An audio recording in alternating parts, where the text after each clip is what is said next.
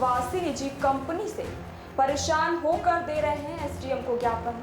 SDM को ज्ञापन सौंपा है। किसानों को करीब कई दिनों से परेशानी हो रही है। किसानों की कोई भी अधिकारी गुहार नहीं सुन रहे। इसी के चलते सनावड़ा गांव के किसानों ने पोखरण उपखंड अधिकारी को ज्ञापन सौंपा है। राज्यपाल के नाम से हमने ज्ञापन दिया है और हमारे सनावड़ा गांव में एक्मे कंपनी की 400 केवी कृषि पर लाइन निकल रही है। उसके अंदर किसानों को न तो मुआवजा दिया जा रहा है और जो वहाँ पे ठेकेदार है और कंपनी है तानाशाही कर रही है। और उससे पहले या तो किसान को ऐसे मुकदमों में फंसाने की कोशिश करते हैं, फंसाए भी है इस बार। और हमें डीएलसी रेट में आज भी सनावड़ा ग्रेनाइट 2 लाख है।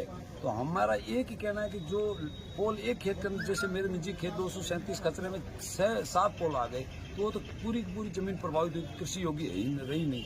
और एक उसको नीचे अगर किसान न तो जमीन बो सकता हो, फसल कर नहीं कर सकता है, ट्यूबवेल भी नहीं कर सकता है, तो हमारे साथ नाइंसाफी हो रही है। कंपनी तानाशाही कर रही है और हमको प्रशासन से और माननीय राज्यपाल से सभी से यही निवेदन है कि किसान है और हमने आज ज्ञापन दिया है एसडीएम साहब को। और अगर जो हमारी ये मांगे शर्तें पूरी नहीं की तो हम 3 दिन का इनको अवगत करके आए। 3 दिन के बाद में हम यहाँ पे अनशन पर बैठना मजबूर होगा। हमने एसडीएम साहब को बोला है और कलेक्टर महोदय को बोला है और सभी प्रशासन से हमारी निवेदन है कि किसानों को न्याय दे। यही हमारी प्रार्थना है सभी। 5 लाइनें खास दी है, अब खेत जोतने के लायक नहीं रहा है और ना मैं उसमें ढाणी बना सकता हूँ, ना खेती बा सकता हूँ। मेरे उस खेत के अंदर ट्यूबवेल है तो वो भी वो चालू नहीं होता क्योंकि ऊपर विद्युत लाइनें करंट खांस लेती है छोटी लाइन की, ठीक है।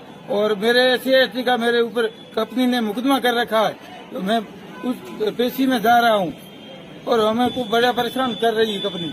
वास्तव में ऐसी बात है, ये कोई गलत बात नहीं। इनके साथ नाइंसाफी हो रही है। सनावड़ा के 50 बीघों के अंदर ये सरासरी 25 पोल लग चुके हैं। 50 बीघों के अंदर एक खेत के अंदर अगर 27 पोल आ जाते हैं पत्रकार महोदय, तो वो क्या कर सकता है किसान।